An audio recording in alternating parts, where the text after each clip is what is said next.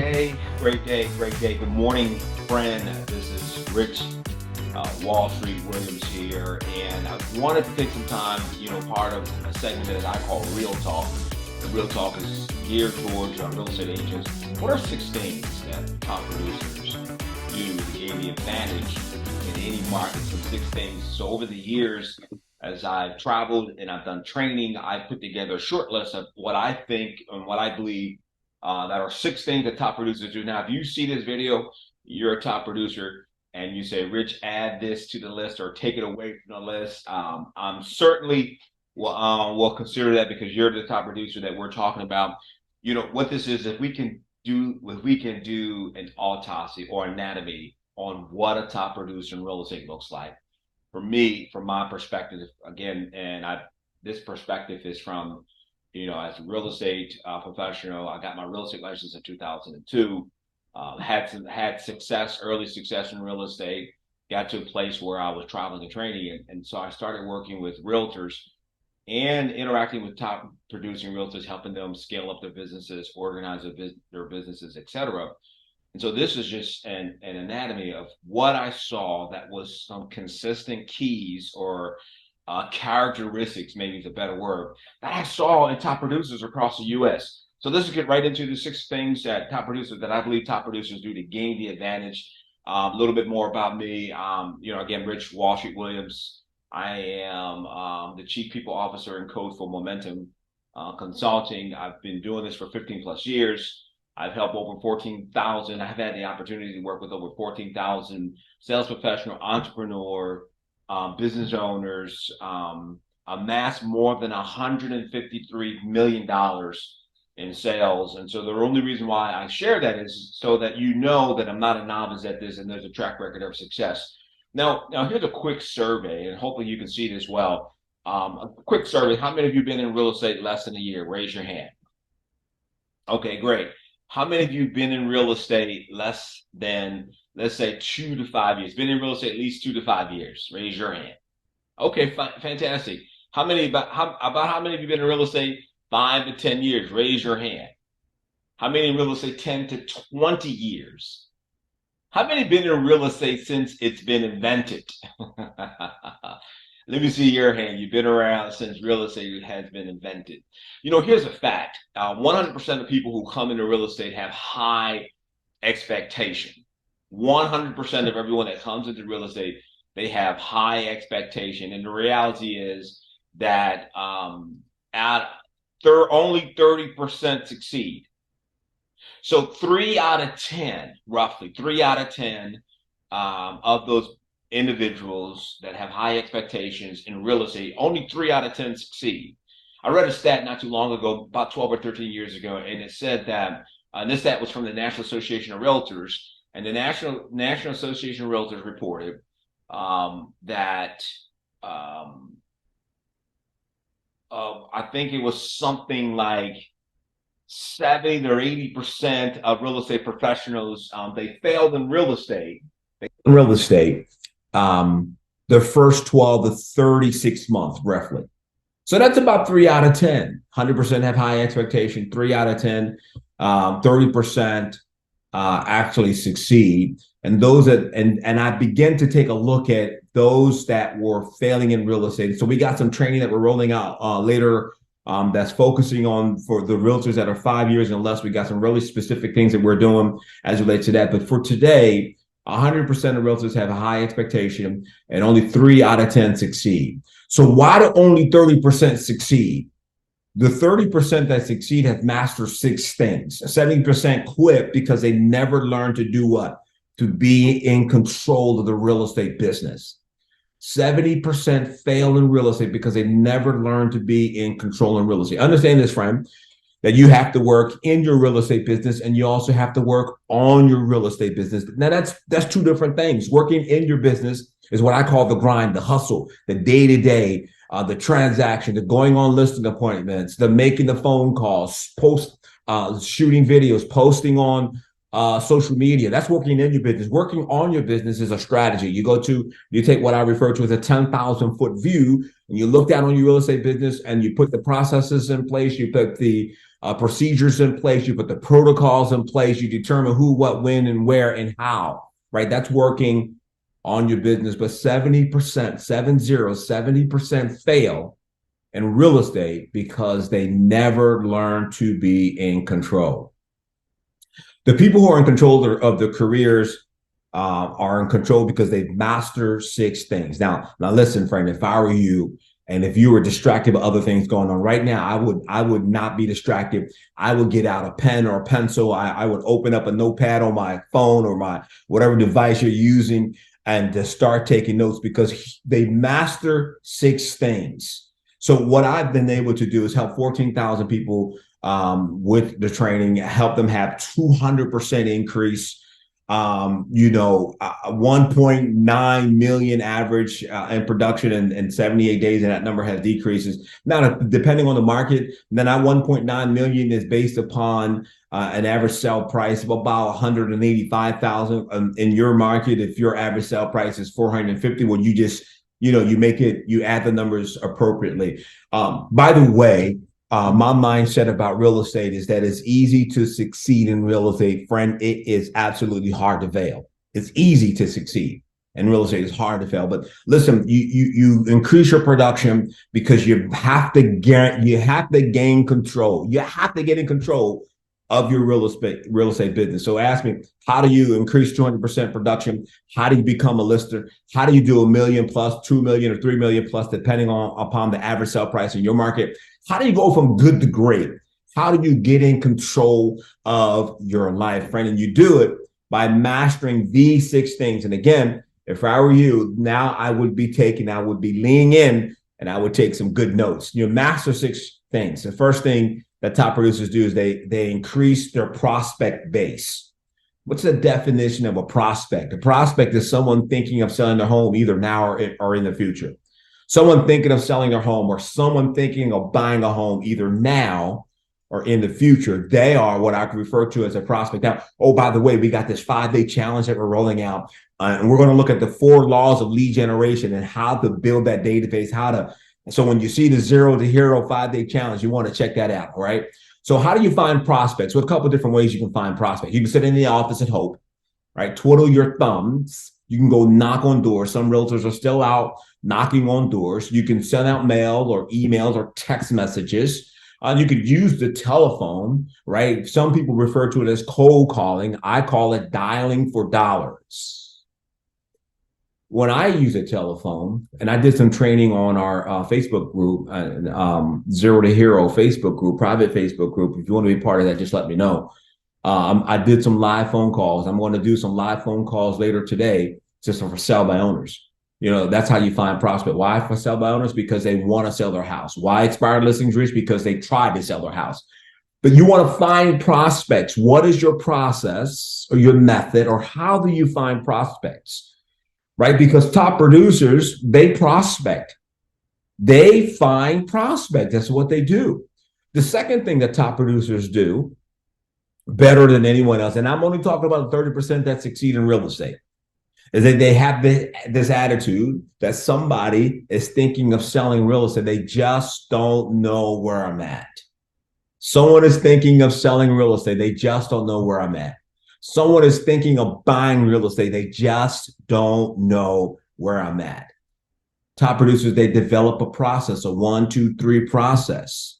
They handle objections, right? CQIAC, cushion, question, isolate, handle, close. And then speaking of closing, is ABC, always be closing, always be caring. Always be caring. But they work listings like no one else. The third thing that top producers do that separate themselves, the 30% that succeed in real estate, is they set high standards. The seller must make the home sellable, right? When you take a listing, sometimes the seller doesn't want to do work. They don't want to have landscaping. They don't want to paint the floors. They listen, if you want me to sell this house, and listen, here's the formula for getting the house sold is M, right? M plus E equals MP. Marketing plus exposure equals maximum price. Mr. and Mrs. Seller, when I do list your house, our goal is to get you maximum market price. Would that be okay with you? Yes. In order for us to get you maximum market price, we have to make your house sellable. We have to make your house presentable. Do you mind if I share with you the things that we do to help 98% of our clients sell at maximum market price? Right? So what's worse than no listing is a listing that has expired. That's worse than not having a listing. You get a listing, you told the seller, give me 90 days. You told the seller, give me 6 months. You told the seller, give me whatever time period, that listing agreement, and it comes, and then you do not sell the house. Seller's disappointed. He or she invested time. You invested time. You both invested money, and the house did not sell. Why? Our house is not selling. 3 reasons. Number one, they're not presentable. It's not sellable. Number two, the list price. And another agent threw this in. He said it's the location. I said, well, that's easy. They said it's the location of the house, Rich. That's why the house didn't sell. I said, that's easy. Just move the house. Right? Servicing alone would not sell an unsellable listing. Servicing. What's servicing? You have the drone video from, 1,000 feet. You have 60 high quality digital photos. You boosted it on Facebook. You put it on Instagram. You did some really nice reels on TikTok, and the house still didn't sell. Listen, let me tell you something. Servicing alone, we're not selling an unsellable house. Servicing, if it's overpriced, it's not going to sell. If it's not presentable, it may sell, but it may sell. It may be your seller may take a substantial loss on their asking price. By the way, there's nothing wrong with any listing that the right price and terms won't cure, right? But 6 things top producers do, that's the conversation today. And the third thing is that they set high standard. I only list sellable house. May I share with you what a sellable house looks like? Right? Now, if you're new in real estate, you don't have a track record of sellable houses. Then you go back to the track record of sellable houses in your brokerage, for your brokerage. Does that make sense? I hope this is making sense, right? And then the fourth thing, separate lookers from buyers. You got to separate people who are just looking and from the people who are actually buying. It's not the number of buyers we have, it's the number of closings. There are 2 ways to separate lookers from buyers. 2 ways to separate lookers. Number one is CITO, C-I-T-O. Number one, 2 ways to separate lookers from buyers. First thing is we got to CITO them, C-I-T-O, CITO. What does CITO mean? Come into the office. Come into the office. Now, Rich, can we just do this by phone? No, we need to come into the office. You want to set that professional standard. You want to set the expectation high. You want to have a buyer's presentation, a buyer's process. When you meet buyers for the very first time, step 1 in the process is what? Step 2 in the process is what? Right? So you first step in the process, you tell your client, come into the office. Come into the office. Or Rich, what if it's more convenient to meet at a Starbucks? That's up to you, but I'm saying we're setting standards. We are setting a process, and we are intentional about separating lookers from buyers coming to the office.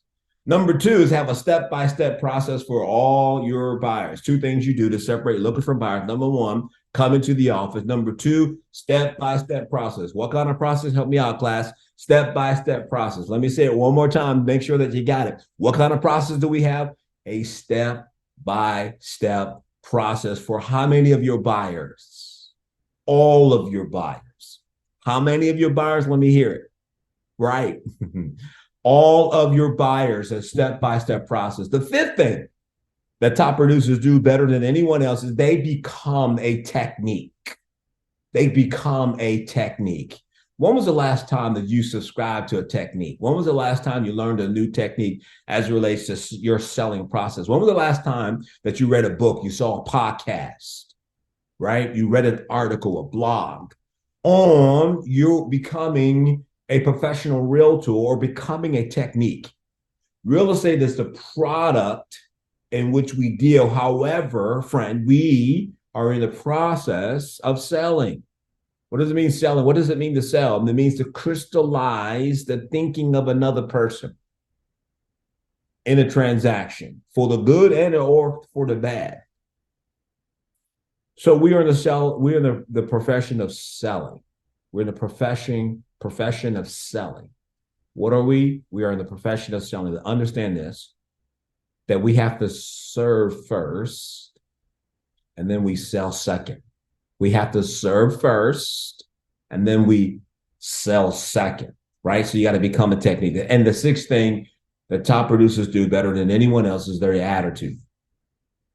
They have an attitude that's coachable, they're learning based, and they have accountability. Accountability is the glue that sticks us to our commitments. Accountability is the glue that sticks us to our commitments. And there's two types of accountability. There is external accountability. I have a partner, I have a coworker, I have another agent in the office, my manager, my broker, etc. Or I'm hiring a coach. That coach holds me accountable. The second part of accountability is internal. People break promises to themselves before they break promises to others. People will break promises to themselves before they break promises to others. What do you mean break promises to themselves? Every year, and we're entering to that season where the end of the year into the beginning of the year, people make what they call New Year resolutions. I'm going to lose weight, I'm going to diet, et cetera, et cetera. And then subsequently from January into like the beginning of March, end of February, gym memberships increases, like Gold's Gym, Planet Fitness, etc. Their membership increases. As a matter of fact, I read a report that a large percentage of Planet Fitness revenue is generated in the first quarter of the year. Why? Because there's so many people saying, you know what, I want to lose weight, I'm gonna get healthy, whatever they do. And so when the time gets challenging, when tough times come and challenging times come, and friend, let me tell you something, anytime you make a decision to do something that's outside of your comfort zone, tough times and challenging times are going to show up. Anytime you make a decision that you're going to progress, you're going to do better, tough times and challenging times, they're going to show up. Why? Because it's part of life. Tough times and challenging times, low water, high water, no water at all. This is what I'm going to do. I have resolved to do blank. But people break those promises to themselves. And subsequently, they stop going to the gym, they stop dieting, they stop exercising, etc. So we break promises to ourselves, and that's where guilt comes from. And that's where that feeling of, and I don't mean to make this something about self-development, but it's all part of the process of being coachable, learning based, and having accountability. And then the other part of this deal for 6 things that top producers do is that they're enthusiastic. IASM, I am sold myself. IASAM, I am sold myself. Enthusiasm, right? Enthusiasm is prime, it's important. Now, enthusiasm in and of itself is not going to make a difference in your business. Enthusiasm in and of itself isn't going to make a difference in your business. You have to attach enthusiasm to a strong why. Why? W-H-Y. W-H-Y. Why? It's the reason. It's a purpose. It's my mission in life. My mission in life is to get people passionate and excited about things that they cannot see. But top producers are learning based. Top producers are coachable, and top producers have accountability in place. So coaching helps build skill building and leadership. So a part of what we do is we focus in on skill building and leadership. 74% of leading companies state that cite sales, coaching, and mentoring of sales rep as the most important role frontline sales managers play. Effective sales coaching can drastically win rates, and in some cases by as much as 25%. No other productivity investment improves sales performance better than sales coaching. So you got to be learning based. You have to be coachable, and you have to have accountability in place. You have to have someone that said, "Hey, Rich, I thought you said you were going to do this by this date." Oh yeah, you know what? You're right. How's it coming along? That's accountability. That's friendly. It's connecting. So one of the things that we have done, and we're setting to roll this out in January, is that we have the 60-day coaching program. It's 8 weeks, and each day about 90 minutes of content, and then you go do the work, and there's accountability built in place. We go over, we have power hour calls, we do objection handling, we look at LinkedIn, setting up your Facebook account, YouTube, Reels, TikTok, etc. All of that. Tech talk. One of the things that I've started doing last month is having conversation with realtors about 10 things you can do with this pending National Association of Realtors lawsuit. Right? And I'm mentioning it because it's public knowledge. It could be between 1.8 to as high as maybe $5 billion. And that could drastically change the real estate industry in the United States. So I'm not going to wait for a decision to be, I'm going to take control of my future right now. So I've been sharing 10 things that you and I can do to still thrive, even if there is a lawsuit against the National Association of Realtors. Right. And so this training is different costs to it. I don't want to spend a lot of time on that because that's not the reason for this training today. We'll get into that another time. But what I really wanted to do, friend, is just share with you 6 things that top producers do to gain the advantage in any market. 6 things that top producers are doing. And it's my encouragement, friend, that you do these 6 things as well. So I appreciate your time. And hopefully that you've got some information that's going to help take your business to the next level. I'll see you at the top, friend, because the bottom is just too crowded. Now, we never look out on anyone unless we're looking down to give them a hand up. Let's get it.